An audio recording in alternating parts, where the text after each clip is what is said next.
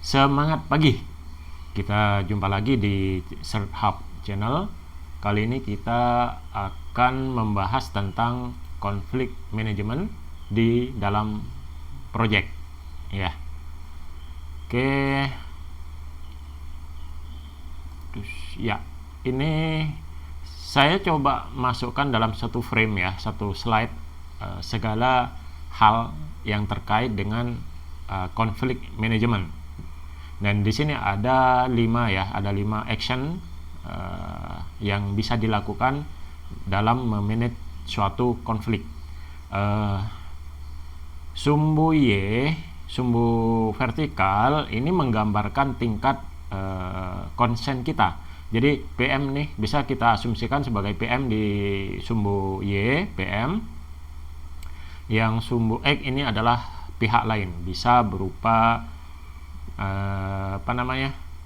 tim, internal tim atau stakeholder yang lain bisa. Nah, di sini low, height, yang bawah itu yang atas, makin ke atas itu height, concernnya makin ke bawah itu low, concern dari kita ya di sini ya. Nah, sementara sumbu X itu adalah makin ke kanan itu makin high, concern dari pihak lain, makin ke kiri itu low untuk concern dari pihak lain. Nah, oke. Di sini ada 5. Kita bahas dulu yang force dan direct. Nah, posisi di force direct di sini berarti concern kita tinggi dan concern si others itu rendah. Nah, rendah atau boleh juga kita bikin rendah gitu. Dalam posisi kuadran ini ya, kuadran, kalau bilang kuadran ini kalau nggak salah ini 1, 2, 3, 4 itu ya kali ya. Oke lah, terlepas itu istilah kuadran tadi, kita pakai posisi pertama ini aja ya dulu ya. Ini force direct.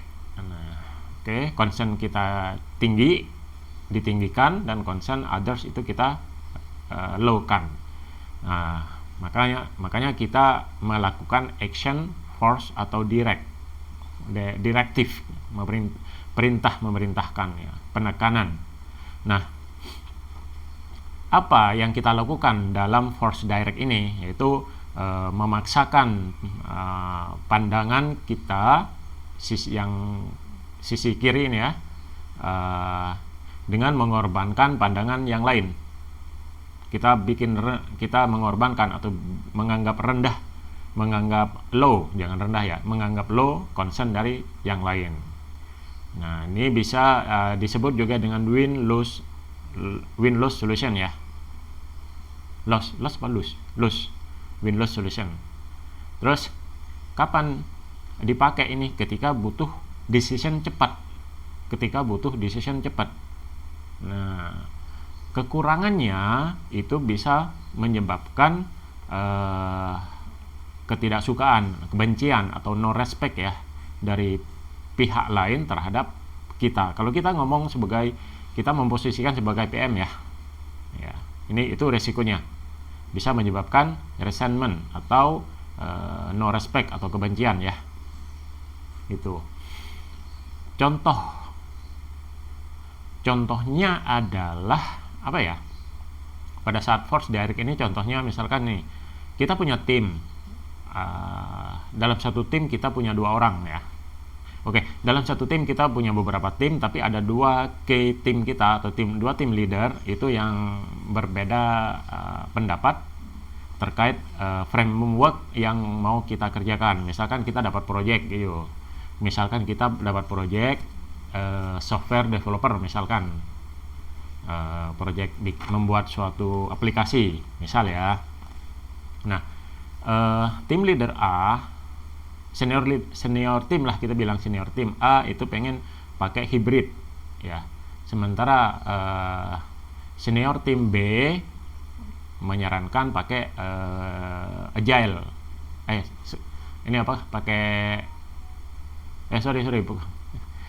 Nah, kita udah tahu bahwa ini adalah aplikasi atau software, pasti pakai agile ya, pasti pakai agile. Nah, tim leader A mengusulkan pakai Scrum, framework Scrum, sementara tim leader B menyarankan pakai Kanban. Nah, karena harus diputuskan cepat, maka si PM langsung direct pilih salah satu, langsung mengambil keputusan pakai Scrum misalkan gitu ya. Yang memang keputusannya butuh cepat, tapi keputusan yang diambil cepat, tapi itu tetap ada sangat disarankan tetap ada dasarnya. Misalkan kita pernah ngerjain aplikasi yang mirip dan sukses pakai Scrum, ya udah pakai Scrum aja. Itu ya, itu contohnya. Nah, langsung ditentukan oleh kita sebagai PM. Itu untuk force direct. Nah, selanjutnya yang avoid dan withdraw. Avoid, withdraw itu nih ya, retreat atau mundur dari konflik atau postpone solution ya. Avoid ya, sama-sama ngalah, sama-sama nerima, sama-sama mundur kedua belah pihak, baik si PM maupun pihak yang lain. Nih, kita merendahkan concern kita dan melowkan concern dari pihak lain. Biasanya, nah ini disebut juga dengan lose solution, kalah solution ya, lose solution. Kapan diambil ini? Ketika isu yang terjadi itu isunya minor atau akan selesai dengan sendirinya gitu ya. Berarti kan bukan big issue, tapi minor ya. Maka kita bisa pakai avoid atau withdraw itu. Terus resikonya apa? Resikonya konflik bisa terjadi lagi. Konflik bisa terjadi lagi, itu resikonya ya. Terus contohnya apa? Misalkan dua tim member sering berargumen mengenai hal-hal minor ya, hal-hal minor tapi pengen detail yang sebetulnya tidak terlalu related dengan kesuksesan suatu project. Misal kita meeting ya, ruang meeting misalkan ya, kita pakai meeting room di lantai 3 aja. Kenapa? Karena pemandangannya bagus, pemandangan keluarnya bagus gitu. Tim yang lain sering debat pakai yang di lantai 5 aja. Kenapa lantai 5? Ruangannya lebih besar. Seperti itu. Itu kan hal-hal minor ya, yang tidak yang nggak perlu menjadi big issue lah gitu. Artinya kalau terjadi perbedaan seperti contoh di atas ya, avoid aja, withdraw, biarin aja lah gitu ya. Itu mengenai avoid dan withdraw. Nah, sekarang kita lanjut ke smooth atau accommodate. Ini dalam posisi di sini ya, kuadran ini ya, smooth, accommodate, itu kan berarti kita ngalah, seolah-olah kita ngalah ya, sebagai PM kita ngalah dan kita mengakui, memenangkan, memprioritaskan concern dari yang lain ya, kita ngalah lah gitu ya. Tujuannya apa? Untuk memaintain relationship ya, biar ya itulah, maintain relationship lah gitu ya. Terus gini, disebut juga dengan lose atau win solution. Kita ngalah dan kita mendahulukan concern dari pihak lain. Lose win solution. kapan ini diambil? Ketika solusi apapun cukup memadai. Artinya solusi yang disampaikan si others itu ya oke lah gitu ya, oke gitu. Jadi kita ya udah nggak apa-apa lah pakai solusinya dia gitu. Concern dari yang lain.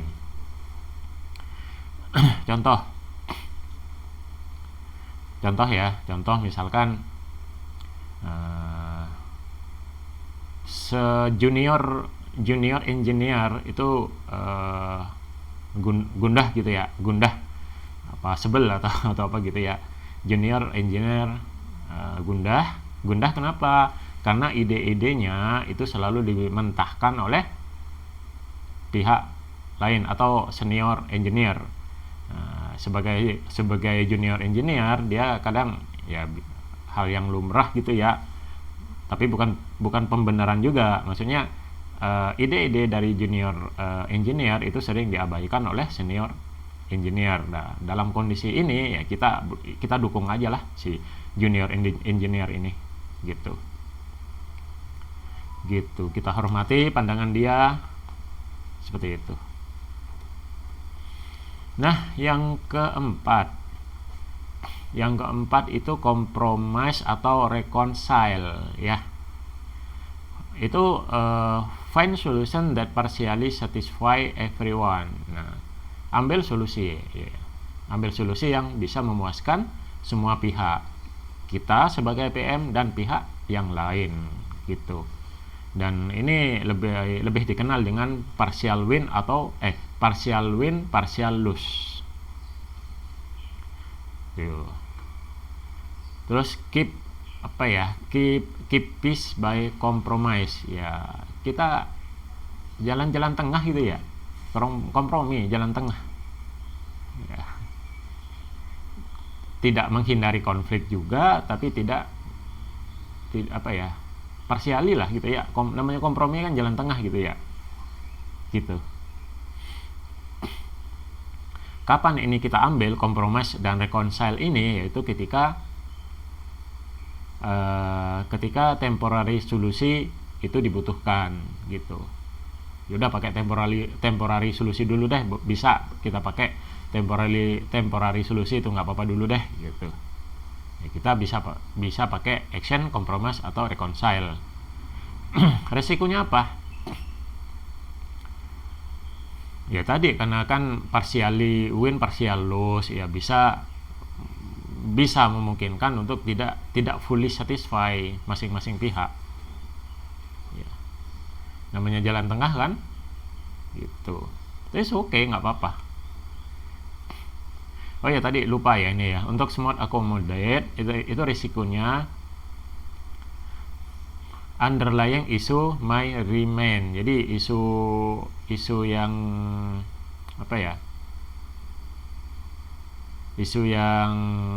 isu yang terjadi itu masih ada sisa gitu, masih bisa berlanjut, masih bisa terjadi lagi gitu.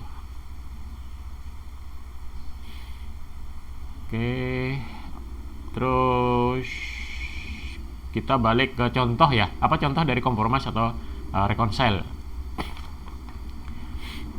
Misalkan terkait budget ya. Misalkan terkait budget project itu limited. Tapi ada dua tim nih. Misalkan tim engineering sama tim sales misalkan ya.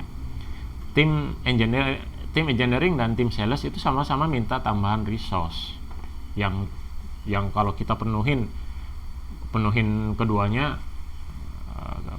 concern dari mereka jumlah penambahan yang mereka inginkan, kalau kita accommodate maka budget akan over gitu, ngelewatin budget seperti itu. Sementara budget hanya tersisa, bisa sih cuma limited gitu. Nah, solusinya gimana? PM memanage budget, lihat budget dan ya alokasikan budget, tapi men-split budget yang tersisa untuk penambahan resource, tapi budget tersebut di-split ke tim yang ke tim engineering dan tim sales tadi. Nah, di split dan di split tadi yaitu lebih bagus dibandingkan budget tersebut fully dialokasikan ke salah satu tim yang request tadi ya. Jadi budget yang tersedia itu di split ke tim engineering dan tim sales, dan sehingga masing-masing tim mendapatkan parsial tambahan resource. Kenapa parsial? Ya karena nggak full kita kasih sesuai dengan request mereka gitu. Makanya di sini ada istilah parsial, mendapatkan parsial tambahan resource masing-masing tim tersebut. Nah, karena parsial nggak fully yang bisa di-provide, nah kita minta ke tim engineering maupun tim sales tersebut untuk memprioritaskan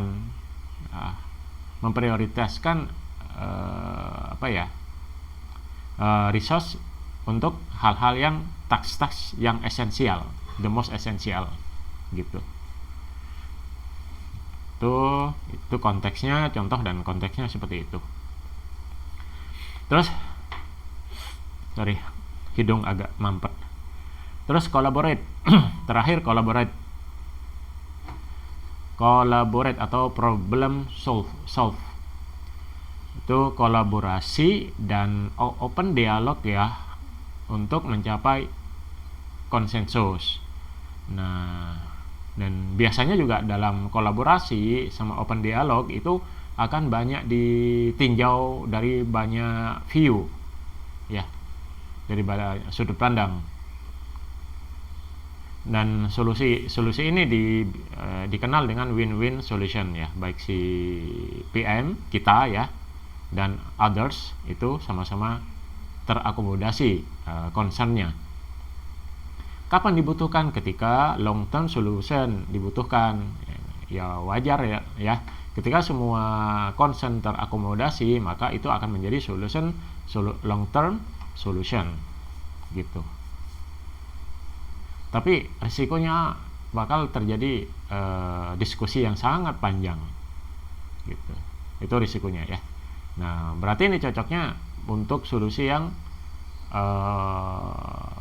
tidak butuh cepat untuk dieksekusi, tapi lebih ke arah kualitas solusi yang bisa dipakai untuk solusi jangka panjang seperti itu. Nah, contohnya nih. Contoh untuk suatu project team lagi